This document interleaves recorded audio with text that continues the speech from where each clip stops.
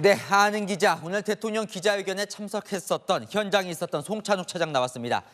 자, 현장에서 봤어요. 네. 자, 오늘 회견의 가장 관전 포인트는 그래서 대통령이 달라졌냐 이 부분입니다. 네. 달라졌습니까? 이게 태도는 달라졌다고 볼 만한 대목들이 꽤 있기는 있습니다.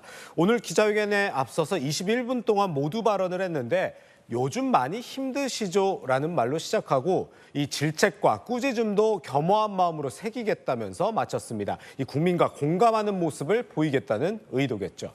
이 총선 패배 원인에 대한 질문에 대해서도 윤 대통령은 오늘 국정 운영에 대한 국민의 평가다. 그러니까 본인의 탓이라며 자세를 낮췄습니다.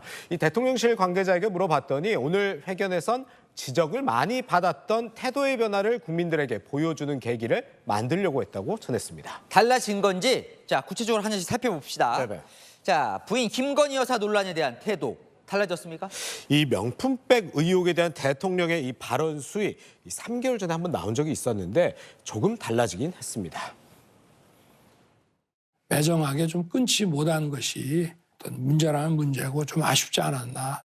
국민들께 걱정 끼쳐드린 부분에 대해서 사과를 드리고 있습니다. 네, 현명하지 못한 처신이라며 처음으로 사과라는 표현을 썼습니다. 명품백 의혹에 대해 잘못을 인정한 셈이죠. 당초 송구하다 정도의 수위로 준비를 했다고 하는데 이 대통령이 즉석에서 사과드린다는 표현을 썼다고 합니다. 하지만 이 내용까지 전향적으로 바뀌었다 이건 아닙니다. 명품백 의혹 수사에는 수사 영향을 이유로 언급하지 않겠다고 했고 주가 조작 의혹과 관련해선 기존에 유지했던 문재인 정부 때 탈탈 털었는데 특검은 정치 공세라는 입장이 유지됐습니다. 그러면요, 자, 두 번째 관심이 많은 이슈죠. 최상병 특검에 대한 대통령의 태도는 뭐 좀 바뀐 게 있습니까? 이 부분은 사실 이 여당은 뭐 전향적이다 이럴 수도 있을 것 같고 야당은 바뀐 게 없다 이렇게 볼 수 있는 대목입니다.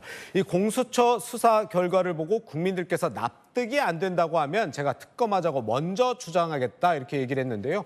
여당으로선 조건부로 특검을 받은 거니 달라졌다고 볼 수 있고 이 뒤집어서 얘기하면 야당 입장에선 이번에 국회에서 처리된 특검법은 거부권을 행사하겠다고 예고한 거니 달라진 게 없다고 볼 수 있는 거죠. 다만 이 질문을 받은 즉시 대통령은 최상병에 대해서 이 감성적 접근을 시도하기도 했습니다. 정말 그 장래가 구발리 같은 젊은 해병이 대민 그 지원 작전 중에 이렇게 순직한 것은 국군 통수권자로서도 안타깝고 가슴 아픈 일입니다.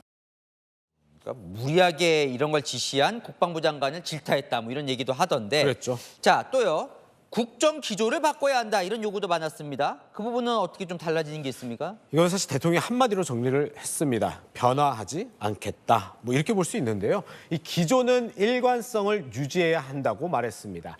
의료개혁 역시 정부의 로드맵에 따라서 뚜벅뚜벅 걸어가겠다고 했고 재정 건전성 기조도 그대로라는 점을 분명히 했습니다. 자, 그런데요. 최근 논란이 됐었던 이 영수회담 물밑에서 비선이 접촉했다는 이 논란. 이 부분에 대해서는 오늘 답이 없었어요. 사실 이게 질문이 나오지 않았기 때문에 답변도 없었습니다. 이 대통령실에 따르면요. 질문이 나올 것을 대비해서 물밑 조율을 했다고 하는 함성득 교수와 대통령이 만난 사실은 맞지만 비선은 아니라는 취지로 답변을 준비했다고 합니다. 오늘 기자회견에는 145명의 기자가 참석했는데 질문은 20명밖에 못했습니다. 게다가 70분 시간을 정치, 외교안보, 경제, 사회 분야별로 나눠서 질문을 받았거든요. 그러다 보니 정작 궁금한 건 못 물어본 것도 많았습니다. 사회를 보는 대변인이 질문자를 지목했는데 뭐 저도 손을 들었지만 지명되지 못했습니다. 이게 질문을 하면 답하고 거기에 이어서 꼬리에 꼬리를 무는 질문이 나와야 되는데 그게 안 되니까 조금 표피적으로 진행되는 아쉬움이 있던데. 그렇죠. 자, 불통이다 그동안 그 지적에 대해서는 뭐라고 답을 했습니까? 일단 대통령이요 오늘 소통과 경청은 달라지겠다 이렇게 약속을 하기도 했습니다. 언론과 자주 이야기하고 정치권도 여권 인사 중 갈등설이 벌어진 한동훈 전 비대위원장도 언제든 만나겠다 했고 야권 인사의 경우에도 이재명, 조국, 이준석 대표 등 모두와 만날 수 있다고 했는데요. 취임 100일 기자회견 때도 이제 언론이 자주 만나겠다고 했는데 사실 오늘 회견까지 631일이 걸렸죠. 이 말보다는 앞으로의 실천을 지켜봐야 할 것 같습니다. 자, 오늘 이제 기자회견이 취임 2주년 기자회견이에요. 네네. 앞으로 3년. 그래서 윤석열 정부는 뭘 하겠다고 해요? 이 대통령이 새로 꺼낸 카드라고 하면 저출생 문제 해결을 꼽을 수 있습니다. 저출생 대응 기획부를 신설하겠다고 했습니다. 저출생 문제가 이 교육, 복지, 고용 등 여러 문제가 얽혀 있는 만큼 사회부총리를 지금의 교육부 장관에서 저출생 대응 기획부 장관으로 바꾸는 방안도 추진하기로 했는데요. 다만 이 정부조직법을 개정해야 하는 문제이기 때문에 야당의 협조가 필수적입니다. 야당이 협조를 할까요? 오늘 회견에 대해서는 혹평이 많던데요. 일단 민주당에서는요, 이 저출생 대응 기획부를 신설하는 것에 대해서는 환영하며 협조하겠다는 입장을 보였습니다. 그러나 이 야권에서 이 기자회견 전반적으로는 마이동푼 동문서답, 잘못 인정 안 하려는 금쪽이 이런 혹평이 나오기도 했습니다.